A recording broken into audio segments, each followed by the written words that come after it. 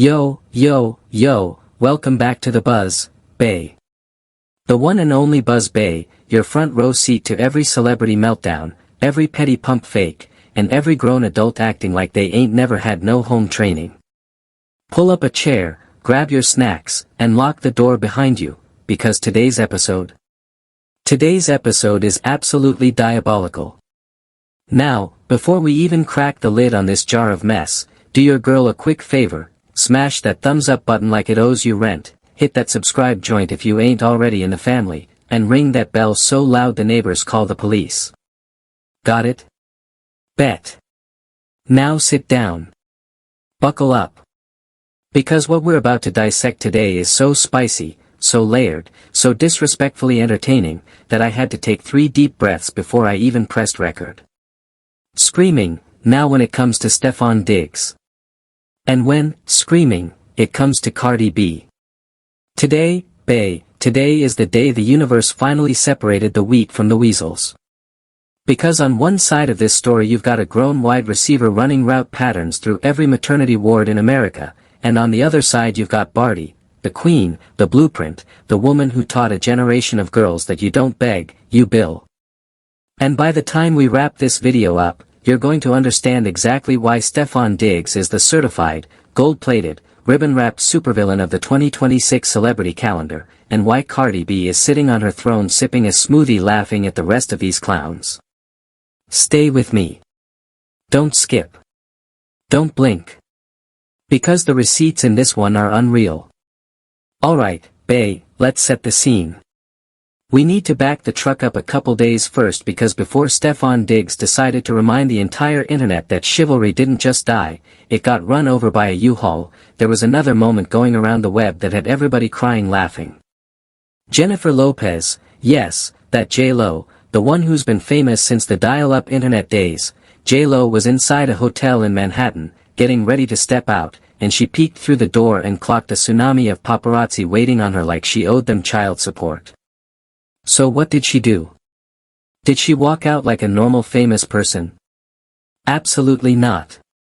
This woman pressed pause, let every single regular civilian human being walk out the door first, waited for the lobby to clear like she was about to deliver a State of the Union address, and then, and only then, did she sashay outside so the camera lenses had no choice but to focus exclusively on her glittered-up self. Bae. Listen. I was hollering. I was wheezing. I was on the floor with my legs in the air. Now look, J-Lo has been a star for 30-something years, so part of me was like, okay, maybe this was choreographed for a music video shoot or a Netflix documentary or something. But the other part of me, the messy part, the part that runs this channel, that part was like, ma'am, you are 45 minutes deep into anti-hour, why are you stalling in a lobby like a kid avoiding their math test? The comments? Forget about it. One viewer wrote, sis, the door is right there, just push it. Another one chimed in with, she wanted that solo runway moment so bad it's almost criminal. A third one was dying with, why she lurking in the corner like a horror movie villain? And the one that absolutely finished me said, her own publicist hyped her up to the point of malfunction. Laughter, Bae, J-Lo, we love you, but go outside. But, and this is a big but, Bae, J-Lo's stutter step entrance. That was a Sunday school picnic compared to what Stefon Diggs did at his daughter Payton's first birthday party, the one he shares with Coi Leray. Y'all. Listen. This NFL wide receiver, this grown professional athlete, walked into a 1-year-old's pink-themed birthday celebration through a literal cloud of fog machine smoke like he was about to drop a diss record. Smoke. Fog. Mood lighting. At a baby's first birthday. Sir. Whose script did you steal? Were you trying to outshine a toddler with a bib on? Because if so, congratulations, you played yourself, and the receipts are on every timeline from here to the moon. Now hold up, because Buzz Bae's not just here to laugh at the smoke entrance. We're here to investigate. We're here to dig. Because Stefon Diggs in 2026 alone has been linked to enough children to start his own Pee Wee football league. I'm not exaggerating, I'm not being dramatic, I'm reporting. This man could field a starting lineup off his own offspring, with backups. And the wild part? The unhinged, unbelievable, almost cinematic part. Every time a camera shows up, this brother turns into a totally different animal. When the lens is off, allegedly he's checked out. When the lens is on, he's posing, flexing, flossing, doing the absolute most for the gram. He's not parenting. He's performing. And there is a massive, fundamental, biblical difference between those two things, Bae. Massive. The comments section under the video saw right through it too. One person typed out, "Bro looks like he was kidnapped and forced into this party." Somebody else wrote, "If discomfort was a person, it would have his exact face." Another one said, "If he didn't want to be here, the door is right there." Then a fourth viewer dropped, "He could have postmates the present and stayed home, the energy is that bad." And the one that absolutely had me snatched was, "This is what happens when you make babies with strangers, sweetie." Laughter, Bae, the internet does not miss, especially when you give them this much ammunition. Now here's where it gets layered. Here's where Buzz Bae earns her commentary degree. Because if you go look at Stefon Diggs's behavior at his Mother's Day celebration with another mother of his children, the dynamic was night and day. Night. And day. At that event, he was standing behind her doing booty pumps, grabbing his crotch, acting lewd, lascivious, and outright nasty in front of cameras and family members.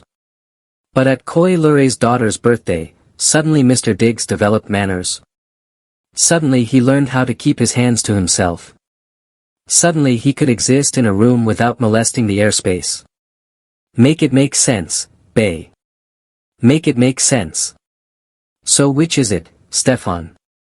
Are you a different man depending on which baby mama is in the room? Are you a different man depending on the theme of the party? Or, and this is the question that's keeping me up at night, are you specifically disrespecting Coi Leray in public because she lets you get away with it? Because that's the only explanation I can construct that holds water. A real man, a man with home training, a man with even a teaspoon of respect for the woman who carried his child for 9 months, does not double pump the BBL in front of family members at a Mother's Day brunch. Period. He just doesn't. And that is the exact pothole on the road that separates the men from the wide receivers. Let me break it down even further, because Buzz Bae don't do surface-level commentary. Buzz Bae dives. There's a behavioral pattern with Stefon Diggs that the entire internet keeps glossing over, and I'm tired of it. Every single time this man steps into a public setting where multiple women he's been involved with might be present, even just symbolically, his entire personality shifts. He goes from awkward and quiet to overcompensating and theatrical. He starts grabbing himself. He starts posing. He starts performing masculinity like it's an audition tape. Why? Because he knows the algorithm. He knows what clips well. He knows that if he stands still and acts like a normal father, the post gets buried in 17 minutes. But if he humps the air, grabs his groin, and turns a baby shower into a strip club rehearsal, congratulations, sir, you just bought yourself another news cycle. And that, Bae, that right there is the diagnosis. He is not a father at these events. He is a content creator using his own children as scenery. And let's talk about Coi Leray's family for a second, because I would bet my last dollar, Bae, that when Stefon walked through that smoke at Payton's birthday party, Coi's aunties and cousins were standing in the corner with their arms folded like, MHM, we saw the Maryland video, we saw the argument footage, we saw you out there embarrassing our girl, you ain't no good. And honestly, they're not wrong. Family knows. Family always knows. You can fake a smile in the photos, but the aunties in the back of the room are reading every micro-expression on your face like a barcode scanner.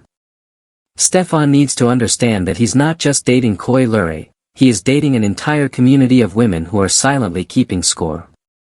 And that, Bae, is precisely why we need to talk about Cardi B. Because Cardi B is the patron saint of, you will not play in my face. Cardi B is the cultural antibody to men like Stefon Diggs. Cardi B walked away from one of the biggest rappers on the planet because he could not stop doing too much, and she did it with 2 beautiful babies on her hip and a bag the size of a Buick. Cardi B does not get pumped behind. Cardi B does not get pump-faked in birthday party hallways. Cardi B does not get over-sexualized in public for content. You know why? Because Barty taught these men a long time ago that the second you start acting like a clown, the circus tent is closing and you are not invited back inside. That is the prototype, Bae. That is the standard. That is the bar, and most of these grown men out here can't even see the bar, much less reach it. If Coi Leray is reading this, and I know she is, because everybody reads Buzz Bae, that's just facts. Coi, sweetie, I love you, I support your music, I bump your songs in the car. But you need to take notes from Barty's syllabus. You need to enroll in the masterclass titled, Boundaries 101, Don't Let No Man Hump Behind You in Public. Because every time Stefon does this performative animal stuff in front of cameras, your silence is co-signing it. And the longer you co-sign it, the longer he's going to think this is normal, this is cute, this is funny. It is not cute. It is not funny. It is the loudest, flashiest red flag wrapped in fog machine smoke. Now, you know what Cardi B would have done if a man tried that at her child's birthday party? Barty would have grabbed her purse, grabbed her baby, and ended the party right then and there. There would be no second take. There would be no, let's discuss it in the group chat later. There would be a Bronx-accented dismissal heard from here to the Hudson River. Because Cardi B understands something that a lot of these younger women still haven't grasped, your peace is non-negotiable. Your dignity is non-refundable. Your child's first birthday is sacred, not a backdrop for a grown man's TikTok audition. That is the Cardi B doctrine. Write it down. Frame it. Hang it above your bed. Speaking of grown adults airing dirty laundry in public, let me pivot to Claressa Shields. Now Claressa, the boxing champion, the Olympic gold medalist, the woman with hands of stone, she hopped online recently to announce her best friend just had a baby. Beautiful, congrats, send the diapers. But before she even finished the announcement, this woman volunteered the wildest disclaimer I've heard in a minute. She said, and I'm paraphrasing, I already know what the blogs are gonna do, they're gonna say my fiancé Papicolo is the daddy. Bae. Sis. Nobody, and I mean nobody, was going there. Until you went there. You opened the door, you turned the porch light on, you sent out invitations. And now we have to talk about it, because that's how the internet works. But that wasn't even the wildest part of Claressa's social media spree that day. Because then she decided to publicly address the cousin she's been having a back and forth with, dragging the cousin's whole financial situation, threats, text messages, every single thing into the timeline. Listen. Listen. I'm going to say something and I want every single one of you watching to write this down, screenshot it, tattoo it on your forearm. Y'all got phones. Y'all got actual cellular telephones. Pick one up. Dial a number. Talk to your relative like a regular human being from 1997. There is no reason, none, zero, zilch, that 2 grown women who share the same bloodline should be fighting in the comments instead of fighting in a group chat at minimum. The Braxton family is shaking their heads watching this. The Braxtons. Let that sink in. And while we're on the Braxton wavelength, let's check in on Tamar real quick because Tamar's love life must be drier than Death Valley right now. The woman posted a picture of herself wrapped up like a newborn baby in a swaddle blanket, the actual little burrito wrap, with a caption that essentially read, "Me, since these men keep treating me like I was born yesterday." Tamar, baby, we love you, you are hilarious, you have the funniest commentary on Instagram. But sister. The universe sends you the right man when you stop chasing the wrong ones, when you stop posting thirst traps disguised as inspirational quotes, when you sit down somewhere and let your peace work for you. Tamar, take Barty's advice, And yes, I'm calling it Barty's advice because Cardi B has said this in like 15 interviews, you don't catch a king by acting like a chaser. You catch a king by being the kingdom yourself.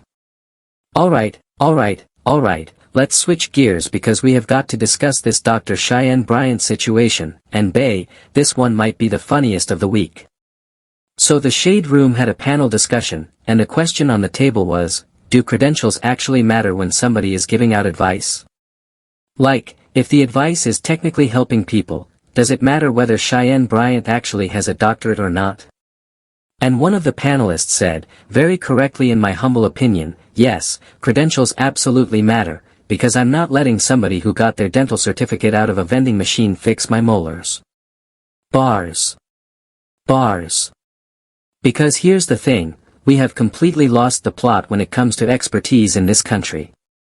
Everybody's a doctor, everybody's a therapist, everybody's a relationship coach, and most of these so-called experts couldn't pass a community college midterm if you spotted them the answer key.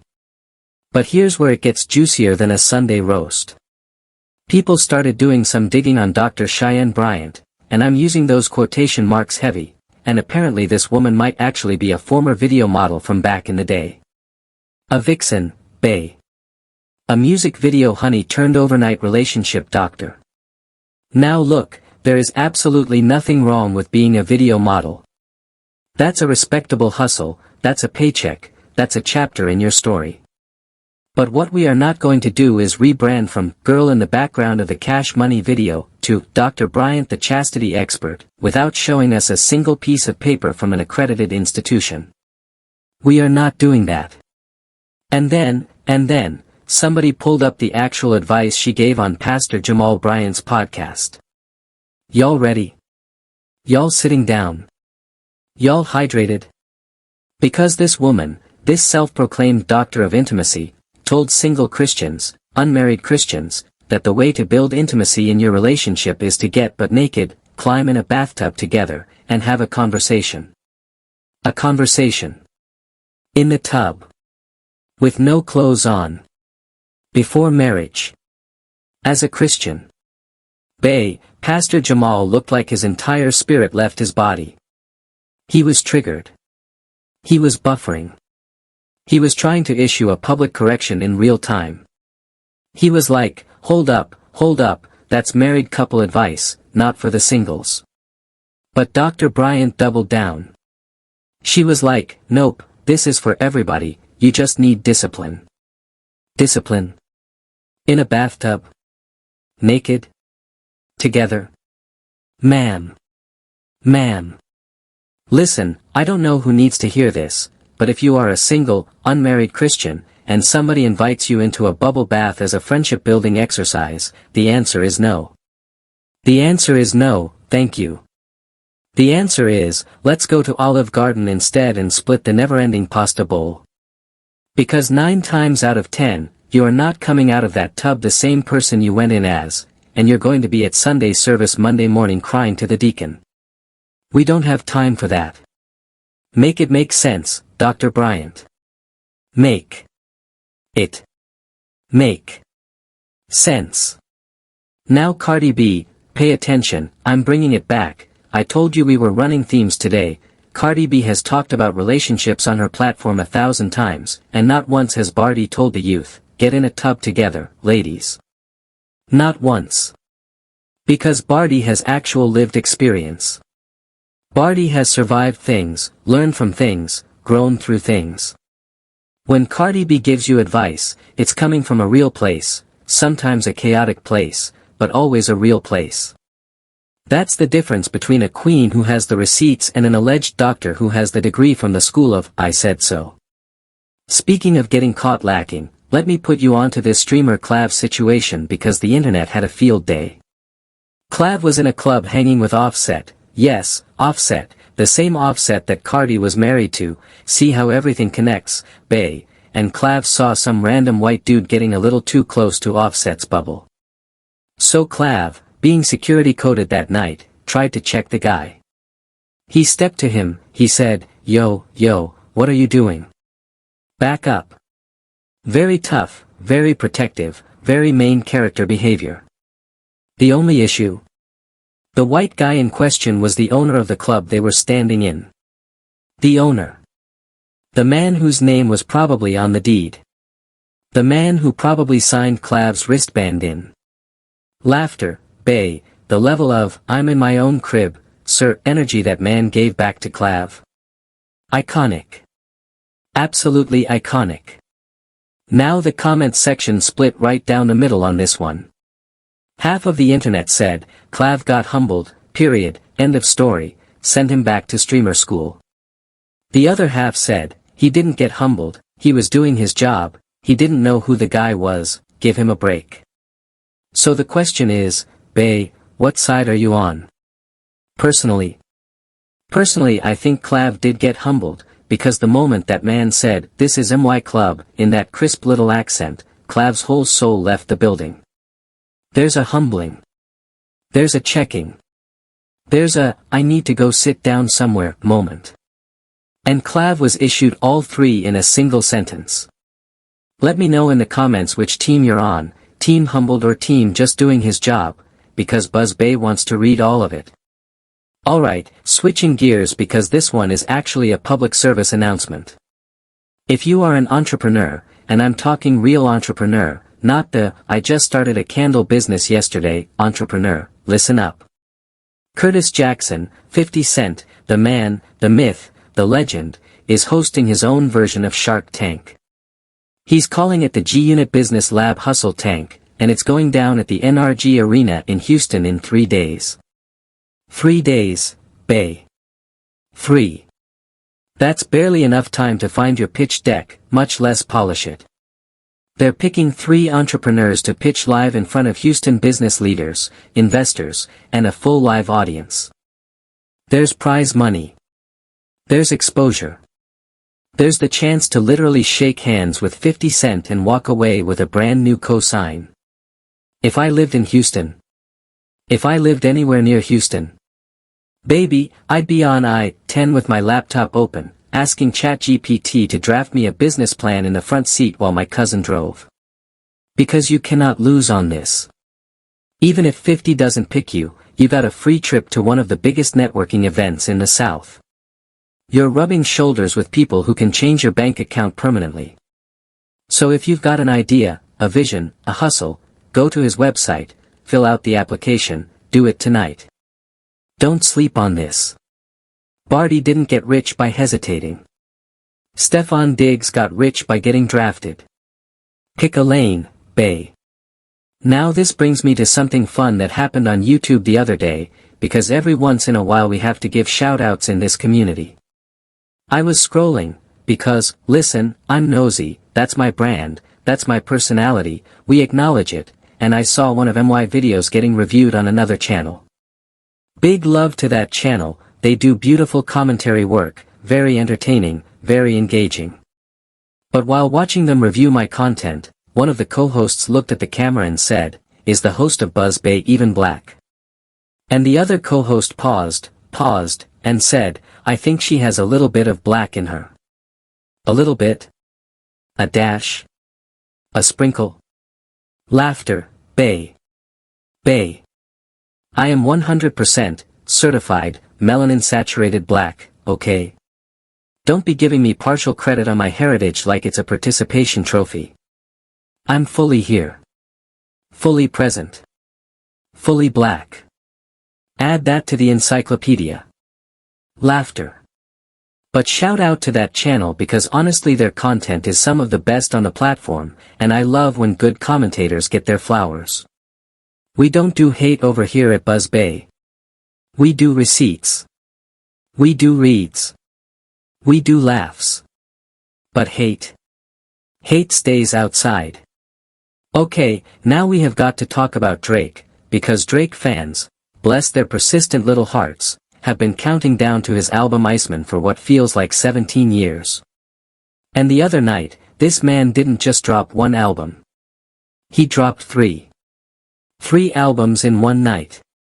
Like, sir, who hurt you? Who told you the world was begging for a triple? Who told you we had the attention span for that? And one of the very first people to listen to all 3 projects and report back was none other than Rick Ross. Ricky Ross himself. The boss. And Rick Ross hopped online and said, point blank, no chaser, these albums are trash. The whole run is over. Cooked. Burnt. Charred. He didn't even season it first. After Rick Ross said that, the AI meme generators went into absolute overdrive. People started cooking up images of Rick Ross and Kendrick Lamar standing side by side, thumbs down, faces of disappointment, captions that said, mid. Bae. The internet declared the music mid before half the songs had finished buffering. Now look, I'm not going to lie to you, I'm not the biggest Drake fan in the world. Never have been. But I was going to give Iceman a fair listen, because I'm a professional. I clicked on the lead music video, and the first frame was Drake standing in a trench coat with a fur stole around his neck, looking like he was about to host a cabaret show in 1974. And then I found out he bought Michael Jackson's signed glove for the album rollout. And then I found out he was giving DJ Academics shout-outs on the actual tracks. Bae, listen. I closed the laptop. I put the laptop in the drawer. I locked the drawer. I'm not doing it.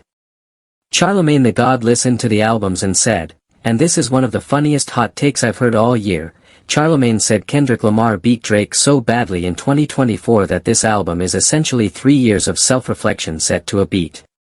3 years. Of therapy. In song form. He said Kendrick hooped Drake's behind so thoroughly that Drake had to go sit in his room and think about his choices like a kid who got in trouble for breaking a vase. He was like, y'all Drake fans might have to thank Kendrick later. Laughter, Bae. The slander is so sophisticated. The shade is so refined. Charlamagne brought out the fancy silverware for this one. But Cardi B, and I know you didn't think I forgot, Bae, this is the thesis. Cardi B has never had this problem. Cardi B has never needed to drop 3 albums to prove a point. Cardi B drops 1 record, and the entire industry comes to a screeching halt. Cardi B drops 1 verse, and the girlies are screaming for a week straight. That's the difference between an artist who works from authenticity and an artist who works from anxiety. Drake is working from anxiety right now. Stefon Diggs is parenting from anxiety right now. Half these celebrities are living from anxiety right now. Barty is just out here being Barty, and that is exactly why she is the standard we keep coming back to in this video. Now, switching it up to something a little wholesome, a little sentimental, because Buzz Baee has range. The other day a video went viral of a mama taking her son to the car dealership as a graduation gift. He's 18, he just graduated, mama wanted to bless him with some wheels. They get to the lot, and she points to a champagne-colored, slightly oxidized, 1985 Buick. A whole 1985 Buick. And this boy's face. Bae. His face fell off his head and rolled into the parking lot. He was like, Mom. MOM. I don't want this. I do not want this. What is this? Is this thing even drivable? And his mama, bless her heart, was trying so hard to sell him on the vision. She was like, baby, it's only $1,000, we can pay cash today, you can paint it, customize it, you're an artist, you can draw on it, this is character. And he just kept looking at this car like it had personally insulted his ancestors. The comments under that video? Comedy gold. One person wrote, any of my kids would have hopped in that car so fast and never looked back. Another said, me and my homeboys would have been riding around with bad intentions in that 85 Buick. Somebody else said, my 98 Oldsmobile was a Public Enemy classic, and I miss her dearly. A fourth person typed, all the old school wisdom of life would have found that boy through that car, that's a generational blessing. And the final, undefeated comment said, if you don't want it, send it to me, mama, I'll come pick it up today. Imagine for a second, Bae, you're 18 in 2026. Your mama brings you to a dealership. She offers to pay full cash for a 1985 Buick. Are you taking it? Be honest. Be honest. Because if it was me at 18, I would have hopped in that hoopty with the biggest smile on my face and burned rubber out of the parking lot. Because some of the best memories of my entire teenage existence were spent in raggedy cars. I had an uncle, Bae. This man drove a baby blue 1972 Cadillac that was about 25 feet long, no power steering, plastic still wrapped on the seats like Aunt Gladys's couch. In the summer we'd be glued to the seats like Velcro, rolling the windows down with one arm because there was no AC. And we did not care. We thought we were the coolest kids in 3 counties. Because that car represented freedom. Independence. Adventure. And honestly, you can't put a price tag on that. Let me know in the comments, what was your hoopty? What was the first beat-up little chariot that carried you through your young years? Was it a Cavalier? A Civic? A Buick?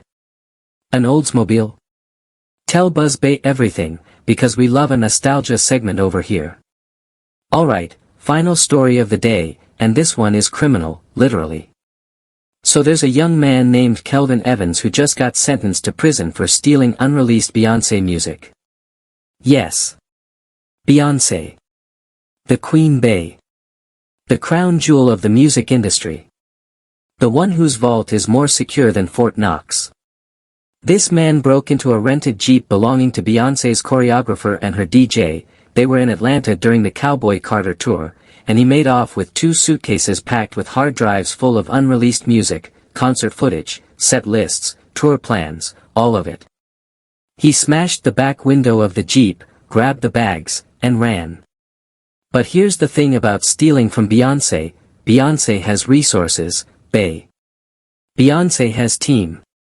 Investigators tracked stolen laptops and AirPods, pulled surveillance footage from parking garages, and connected the dots all the way back to this man.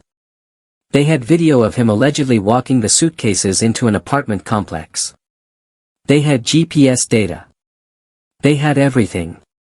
So he pled guilty in Fulton County, took a deal, and got 5 years total, 2 years actually behind bars, 3 years on probation. He also got ordered to stay away from the victims and the parking garage where the theft happened. Most of the stolen material has still not been recovered. Listen, listen. Let me say this clearly so the criminals in the back can hear me. You cannot steal from Beyoncé. You can't. The math doesn't math. Because even if you successfully grab the music, what are you going to do with it? You can't release it, because the moment a single second of it leaks, the Bayhive and the federal government are coming for you simultaneously. You can't sell it on the dark web, because somebody on the dark web is also a Bayhive snitch. You can't hand it off to a third party, because the third party is also going to get nabbed. The only thing you can do with stolen Beyoncé music is put it back where you found it and apologize to the woman directly. That's it. There are no other options. Send it back with a handwritten note and a Hallmark card. This man traded 5 years of his life for material he can never use. That's wild, Bae. That's straight up wild. And Cardi B, once again, the queen of common sense. Cardi B would never let nobody steal nothing of hers, because Barty keeps her receipts triple locked, her music triple encrypted, and her team triple vetted. Barty runs her empire like a CEO. Beyoncé runs her empire like a CEO. These women are the blueprint for how you protect your brand. Stefon Diggs running through hospital wards trying to make a starting lineup is not the blueprint. We have to be very clear on what we're modeling here, Bae. And while we're talking about the contrast, because contrast is the whole theme of today's episode, let me paint you one more picture before we close out. Picture 2 scenes side by side. Scene 1, Stefon Diggs walks through fog machine smoke at a 1-year-old's birthday party, performing for cameras, grabbing himself in front of family, treating the mother of his newest child like a prop, then ducking out before the cake gets cut so he can post the clip and chase his next news cycle. Now scene 2, Cardi B at her own daughter's birthday party, hair done, baby on her hip, surrounded by her sisters, her mother, her closest friends, no smoke machines, no choreographed entrance, no nonsense, just genuine, loud, Bronx-flavored joy. Which one of those two scenes do you want your kids growing up to imitate, Bae? Which one do you want as the template? Because the answer to that question, honestly, will tell you everything you need to know about the kind of person you actually are. And this is why Buzz Bae has been screaming from the rooftops for months now, we need to stop hyping up these performative men. We need to stop giving them retweets when they do the bare minimum. We need to stop calling them girl dads when their daughters are clearly props in a marketing strategy. The Stefon Diggses of the world only get away with this because we let them. The Cardi B's of the world have to keep raising the bar because somebody has to. So today, right now, on this video, let's all agree, we're done. We're done clapping for grown men who treat parenthood like a publicity stunt. We're done excusing the BBL pumps. We're done explaining away the fog machine. We're calling it what it is. Mess. Capital M, capital E, capital S, mess. So before we wrap up today's episode, let me bring it all the way home. Let me close this loop the way only Buzz Bae can. Because today we covered Jlo's lobby ambush, Stefon Diggs's fog machine entrance, Coi Leray's silence problem, Claressa Shields' family group chat going public, Tamar's swaddle post, Dr. Cheyenne Bryant's bathtub gospel, streamer Clav's club humbling, 50 Cent's hustle tank, Drake's 3-album therapy session, the 1985 Buick gift, and Kelvin Evans's Beyoncé heist. But the through line, the thesis, the spine, the gospel of today's episode, is this: there are two types of celebrities in this game. There are Stefon Diggses, and there are Cardi B's. There are people who perform when the camera comes on, and there are people who build when the camera goes off. There are people who disrespect the women in their lives because they think they can get away with it. And there are people who set the bar so high that the men in their lives have to level up just to reach the front gate. Cardi B is the queen. Stefon Diggs is the cautionary tale. Don't get the two confused. Don't let nobody on the internet rewrite that for you. And if you ever find yourself in a relationship where a man is humping behind you in public for camera content, you know exactly which one of those two examples you need to follow. You leave. You bill. You go silent and you go shopping. That's the Barty blueprint, Bae. Alright, that's the show. That is the entire program. If you laughed even once, if you gasped even once, if you whispered, "This is so messy," to yourself at any point during this video, do me one tiny favor, smash that thumbs up button, drop a comment below telling me which story today had you the most shooketh, share this video with your group chat so we can all be messy together, and if you're brand new around here, please subscribe to Buzz Bae because we drop fresh tea 3 times a week and you absolutely do not want to miss the next episode. Click that bell. Turn on notifications. Tell your auntie. Tell your cousin. Tell your hairstylist. Buzz Bae is the channel. Buzz Bae is the wave. Buzz Bae is your front row seat to celebrity chaos. And if you want to keep this party going, I dropped another video earlier this week breaking down everything that's been going on with Coi Leray behind the scenes, the receipts, the rumors, the red flags, and trust me, if you thought today was wild, that video is going to send you. Click the suggested video on your screen right now and let's keep this train rolling. Until next time, Bae, stay messy, stay nosy, stay blessed, and stay subscribed to Buzz Bae. Remember the rules: protect your peace like Barty, run your empire like Beyoncé, and never, ever, let a Stefon Diggs type walk into your life through a fog machine without asking him for his references first. Buzz Bae loves you. Buzz Bae sees you. Buzz Bae is rooting for you. We will be back in your notifications very soon with more chaos, more receipts, more reads. Moi. Moi. Moi.